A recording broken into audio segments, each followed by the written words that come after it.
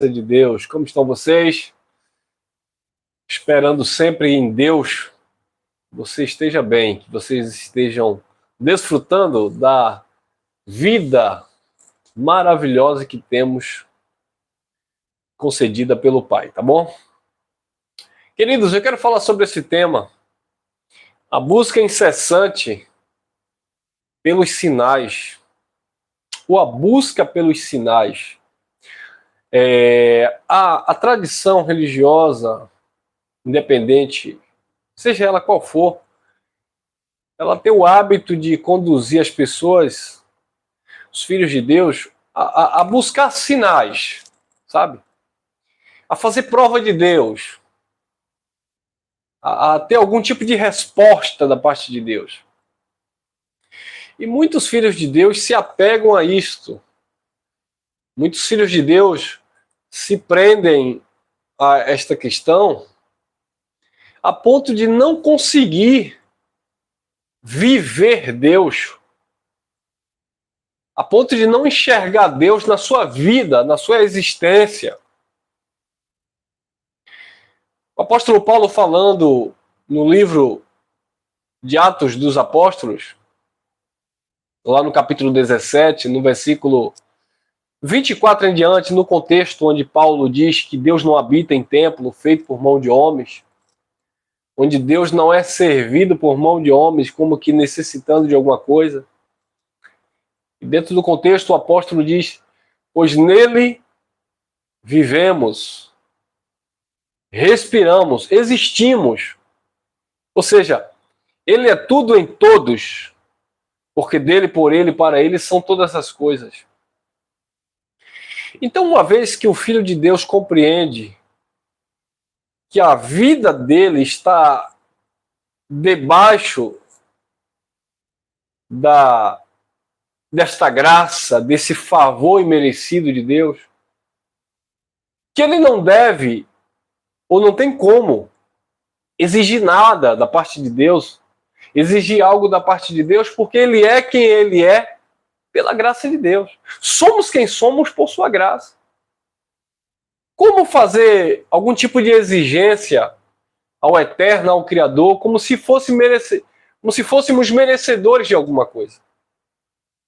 Como colocar Deus contra a parede, exigirmos da parte de Deus satisfação, como se Deus estivesse em dívida para comigo? Como um ser humano carregado de orgulho, de presunção, prepotência, como que um ser humano ele pode pensar de que ele tem o direito de requerer, de exigir algo da parte de Deus? Mas muitas vezes a religião ensina isso.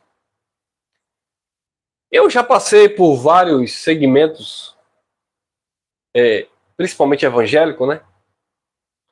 E eu via muitas coisas do tipo exigência da parte de pessoas, cobrança da parte de pessoas.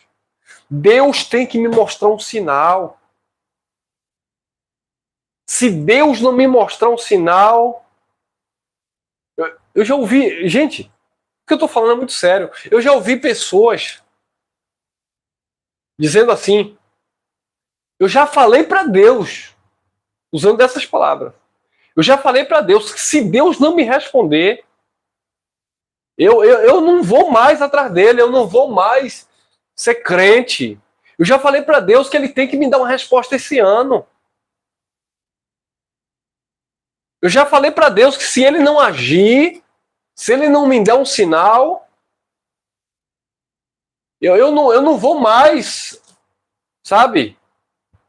Eu não vou mais me dedicar, eu não vou mais continuar, porque Deus tem que me responder. Quem já ouviu isso? A gente vê aí nesse sistema podre, né? Onde eles induzem as pessoas a isso.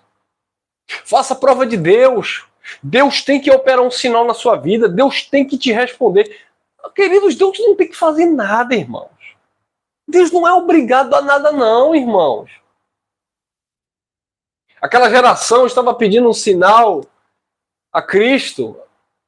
Ele disse: não se dará outro sinal a esta geração adúltera e incrédula, senão o sinal do profeta Jonas, que ficou 3 dias no ventre de um peixe. Porque uma geração incrédula, adúltera, que se achava no direito de cobrar de Deus alguma coisa, de que Deus tinha que operar um sinal, de que Deus tinha que provar algo. Deus não tem que provar algo para o ser humano, abençoado. Ah, mas eu orei, mas eu me consagrei, eu busquei. Sim, independente do que você tenha feito. Não é porque você merece, não. O próprio Jesus de Nazaré, no ministério ali como filho, ele dava o exemplo disso. Pai, se possível for, passa de mim esse cálice. Todavia seja feita a tua vontade. Paulo orou 3 vezes para que Deus tirasse o espinho da sua carne. Quando ele ouviu da parte do Cristo ressuscitado: a minha graça te basta, o meu poder se aperfeiçoa na tua fraqueza, Paulo descansou. Paulo não ficou exigindo sinal, resposta positiva, tá? Porque Paulo até ouviu uma resposta de Deus, mas uma resposta que não era aquilo que Paulo queria ouvir. Porque Paulo queria o quê? Paulo queria que aquele problema fosse selecionado, ou resolvido, melhor dizendo, solucionado.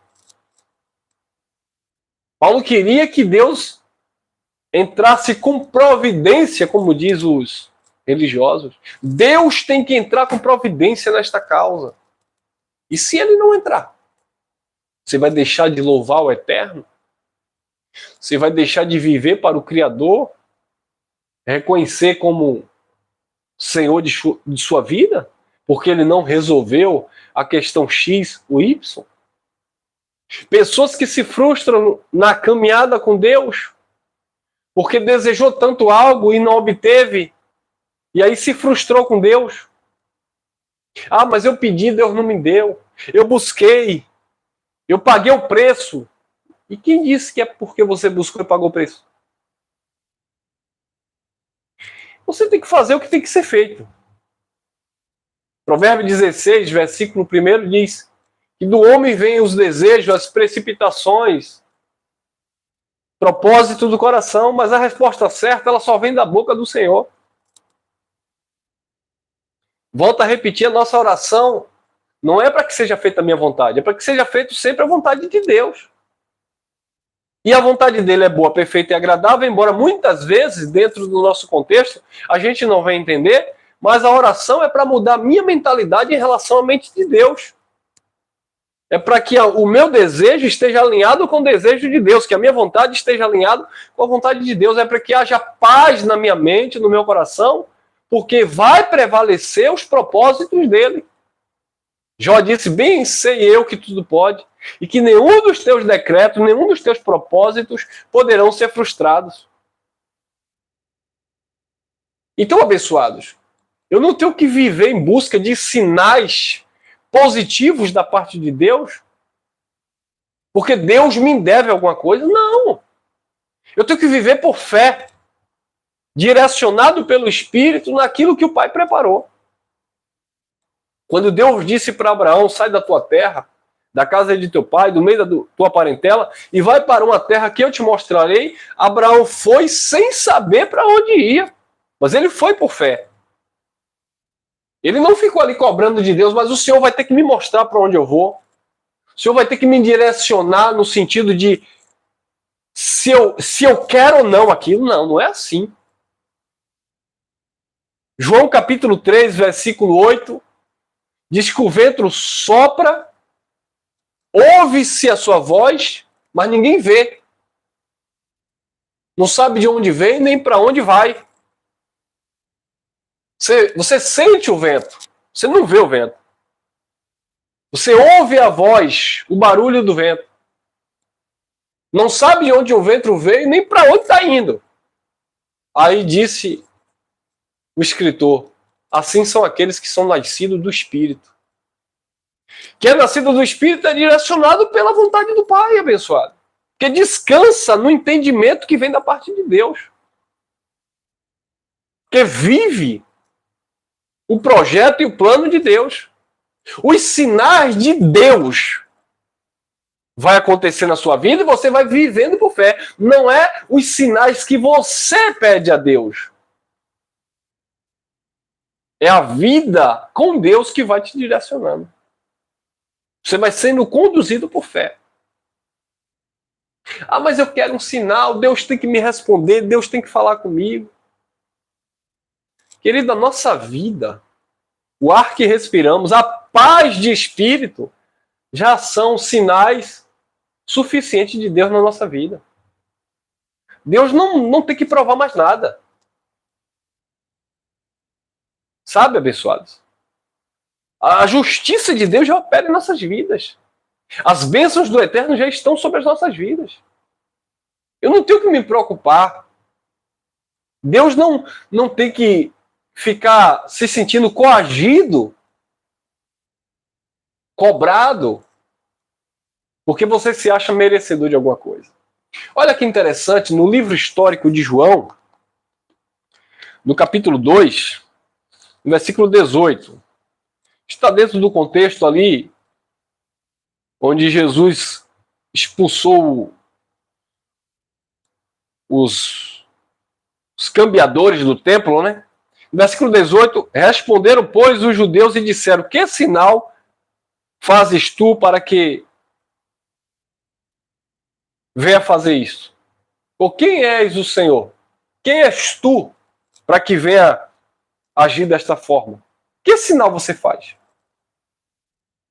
Em outro texto, eles dizem assim, que sinal opera tu para que creamos em ti?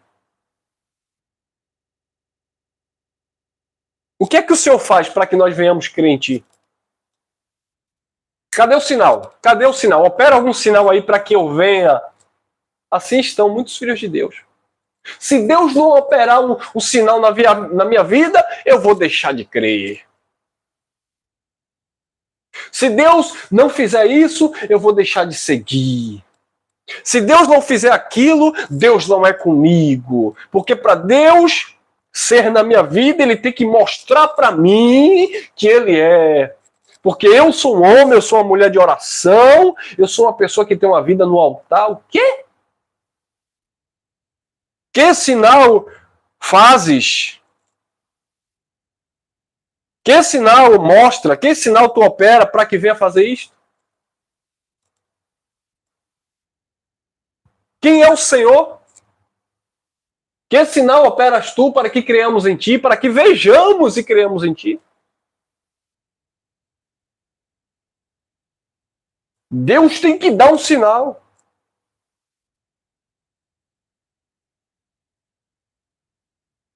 Olha o que o apóstolo Paulo disse em 1 Coríntios, capítulo 1, versículo 22. Porque os judeus pedem sinal, os gregos buscam sabedoria, mas nós pregamos a Cristo crucificado, que é escândalo para os judeus e loucura para os gregos.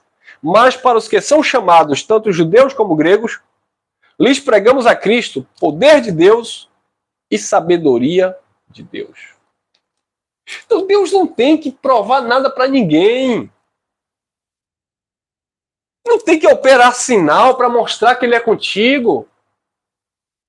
Ah, não, porque eu conheço a palavra, eu conheço a graça de Deus, o Evangelho, então Deus tem que me provar algo, porque senão eu vou deixar de manter minha comunhão com Ele. E vai perder você.